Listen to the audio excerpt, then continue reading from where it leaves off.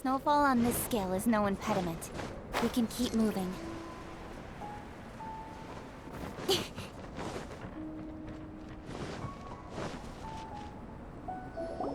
Albedo! Traveler, Paimon. I suppose your story is ready. Yep. How about you? Do you need some more time? No need. I am also ready to tell my story. Paimon calls dibs! Paimon first! Please, go ahead. Okay, here goes. Once upon a time, there was an evil researcher who went into the mountains and did a crazy experiment on whopper flowers to transform their appearance. After a lot of pain and suffering, the whopper flowers finally took on a human form. Then they stood by the side of the mountain to wait for unsuspecting bypassers. To whoever spoke to them, they would ask some questions such as, "Who am I? Who are you?" If the bypasser got the wrong answer, the last sound they'd make would be a yelp before the whopper flower ate them alive in one bite. Ooh, truly frightening. What the? You two aren't scared at all! Don't go nitpicking, okay? If you didn't like the story, go write your own!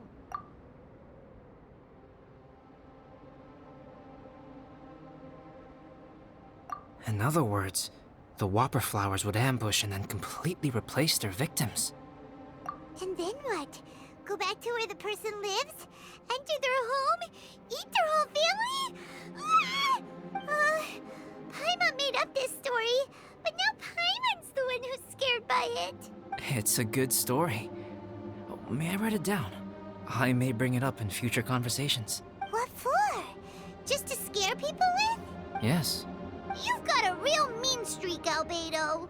Mine is a little longer than yours. It starts with an alchemist. A great alchemist once created Subject 1. Subject 1 was her proudest achievement, and successfully blended into human society. No one ever would have thought that this friend of theirs was in fact a synthetic human. However, unbeknownst to Subject 1, the alchemist had tried the same experiment many times before he had come into being. Some of the rejects from failed experiments had been discarded, but had not died. Subject 2 was one such failed experiment. He was swallowed by a great dragon that came to rest upon a snow-swept mountain. Many years later, he was resurrected by the dragon's mysterious power. He saw all kinds of people on the mountain, including Subject 1, who had somehow miraculously blended in among them. Never in Subject 2's wildest imagination had he thought it possible for experimental life forms such as they to deceive everyone so successfully. He saw the way humans accepted Subject 1 as a friend, witnessed their affection as they addressed him by name. This was what Subject 2 wanted. Now, all that Subject 2 desired was to replace Subject 1 and take the joy of his existence for himself. This is giving Paimon the chills. So scary. Subject 2 began to unfold his plan. He stole Subject 1's books and notes and studied all that Subject 1 had learned from the alchemist. Subject 2 was highly intelligent, and he learned quickly. He changed his face into an exact replica of Subject 1's face. Then, he found a plant with mimicry capabilities and transformed it using dragon blood and alchemy. And so, not only did Subject 2 transform his own appearance to perfectly match that of Subject 1, he also created a third entity, Subject 3. What? There's 3 of them now? But Subject 2 wanted to become a perfected human. So, he erased a mark on both his and Subject 3's necks. For these marks were symbols of imperfection. In my view, it was probably a subconscious act, an instinct. He so desperately craved to become a perfect human being that he forgot something.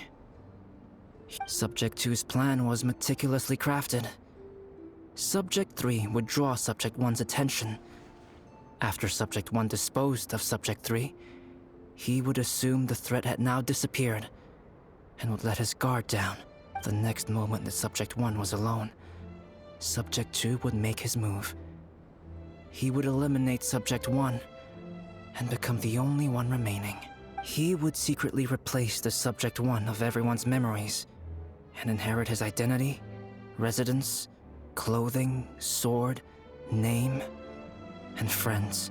People would have no idea that the individual they knew had become somebody else from one day to the next. This is way too scary. Paimon's never gonna be able to trust anyone again. But just before Subject 2 could carry out his plan, a unique stranger entered the mix. Subject 2 tried to make contact with this person, but found that they could somehow sense he was different from Subject 1. What's wrong? Are you scared? What happened then? What happened to the stranger? He became a new stage in Subject 2's plan. One more person that Subject 2 had to dispose of. It's as if there were 3 identical roses in a garden. Only one of the 3 was a fine specimen, while the other 2 were defective specimens that bore poisonous thorns. In all the world, only the gardener who tended to them could tell which was the good specimen. People do not like poisonous plants. Only a perfect rose can fetch a high price. If the inferior specimens wanted to conceal the fact of their worthlessness, they would have to take the gardener out of the picture, using their poisonous thorns. This is exactly what Subject 2 was thinking. So, he hid in the shadows and waited patiently.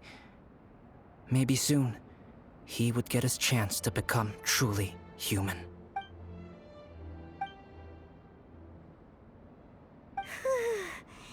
That was intense! So what happened after that? Did Subject 2's plan succeed? Paimon can't bear thinking about it. Fortunately, it is just a story. And even in this story, Subject 2 did not succeed. But you can never let your guard down on Dragonspine. Monsters mutated with Durin's power and blood are also creatures of Rhine-Daughter, just like me. You must beware of all such creatures. I'm glad to hear that. It's okay. I know what I am.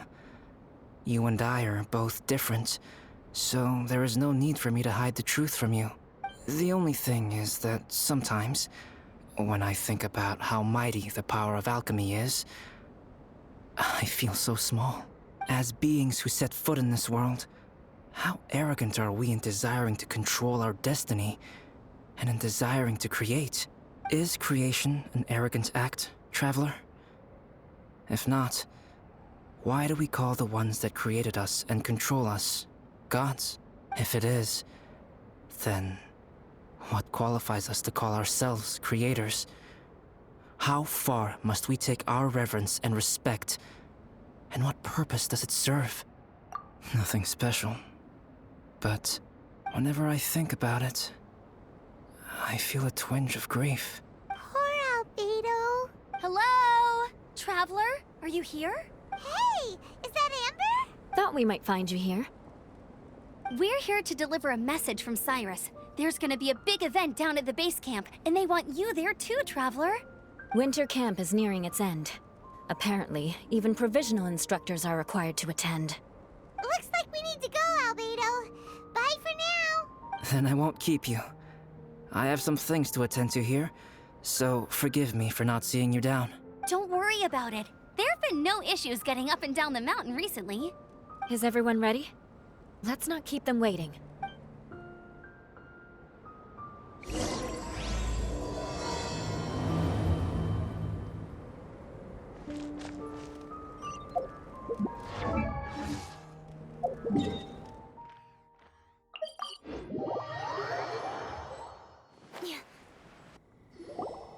Huh?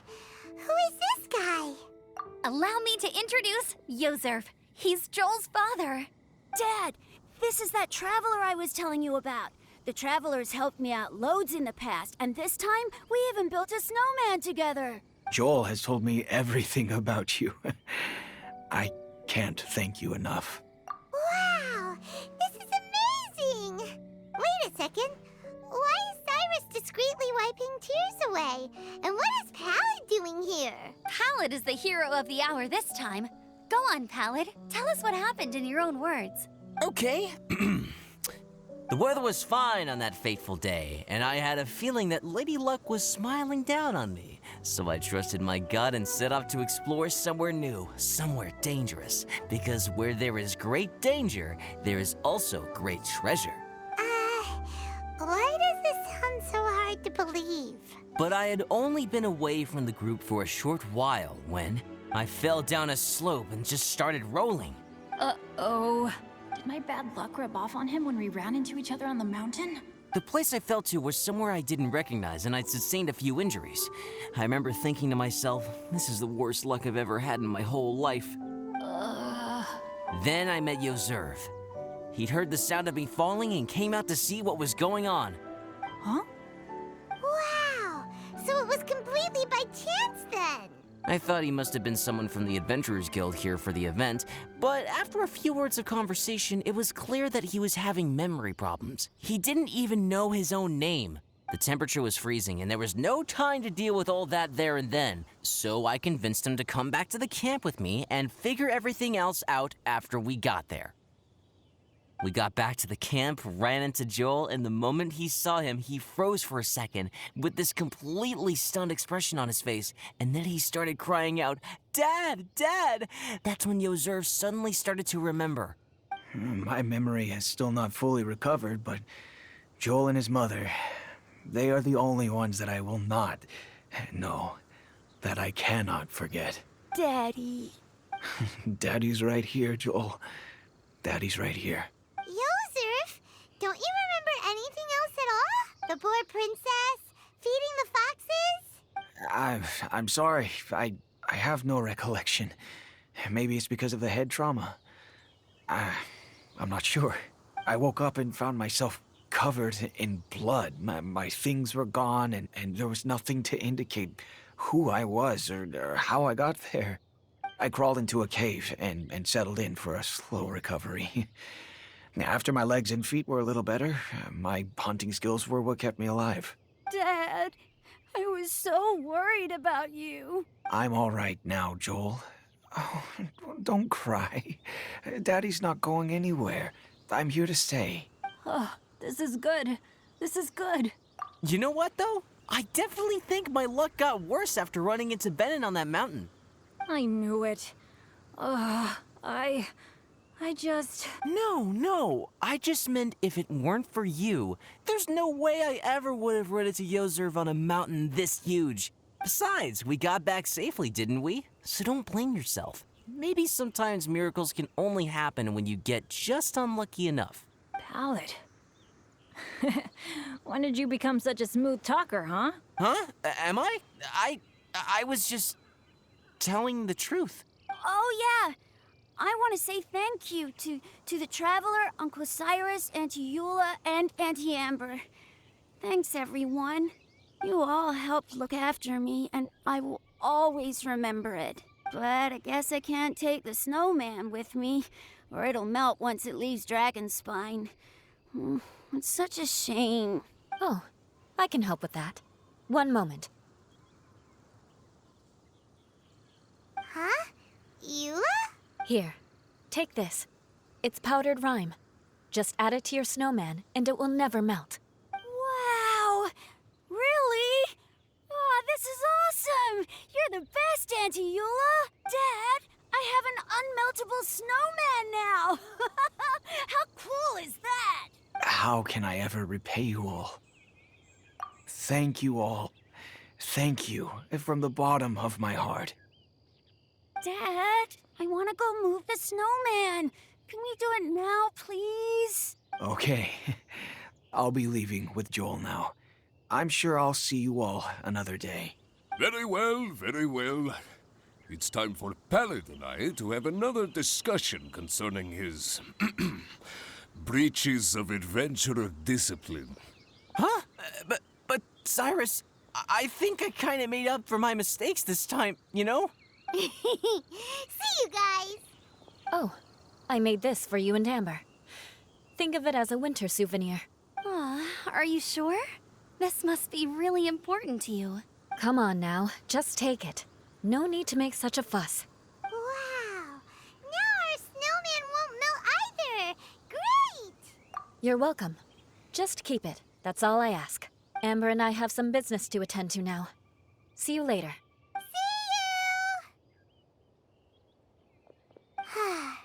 Everyone's gone. Seems like they've all got their own stuff to do now. Oh! You know what?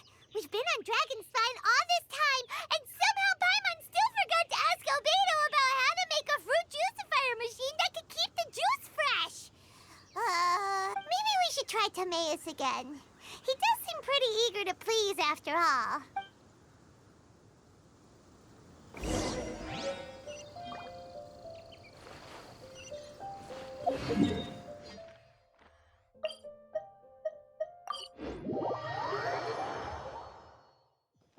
The sun is out.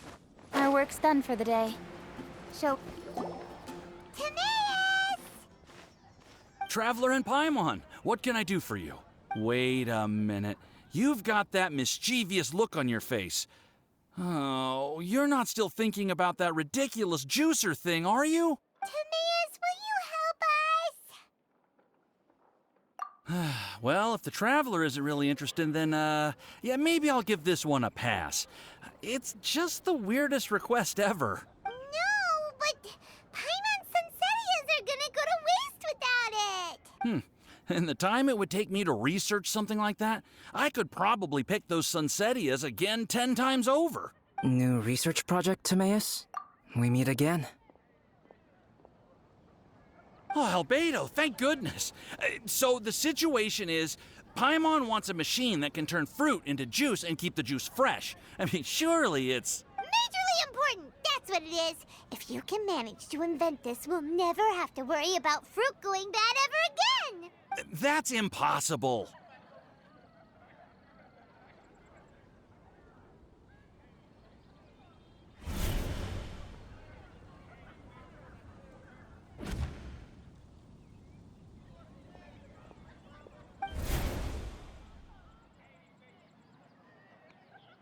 Turning fruit into juice is not hard, but keeping it fresh is more difficult. But if you simply want to keep the fruit from rotting, there are many ways to achieve this. Right, Traveler?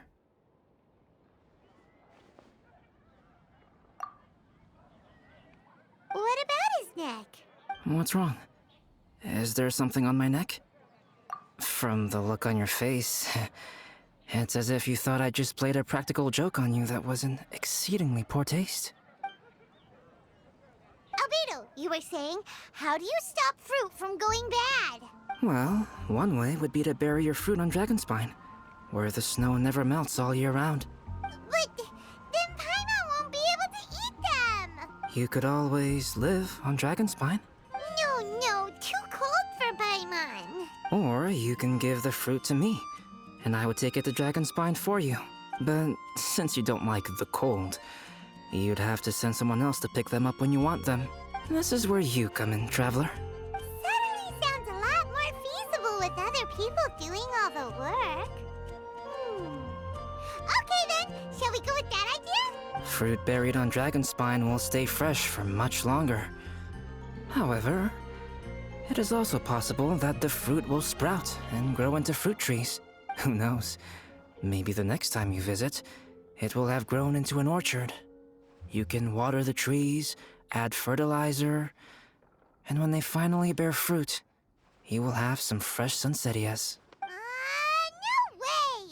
Then Paimon will have to be a gardener. That's not the goal here. Oh? Well, I don't think being a gardener is so bad.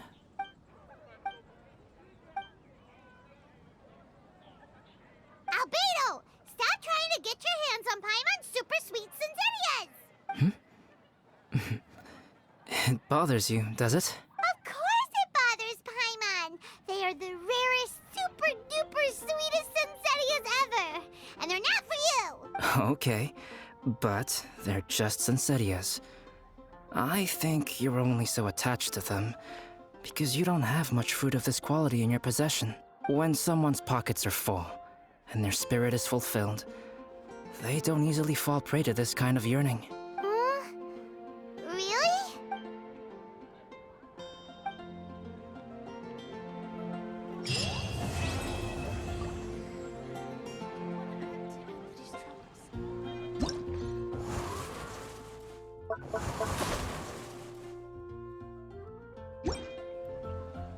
Dragonspine is too cold for ordinary fruit trees to survive.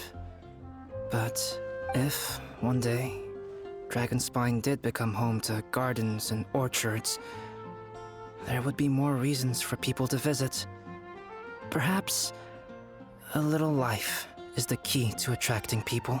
Life may exist in all kinds of unfathomable forms, and in all manner of unthinkable environments. Mysterious, yet tenacious. Perhaps this is what makes life so special.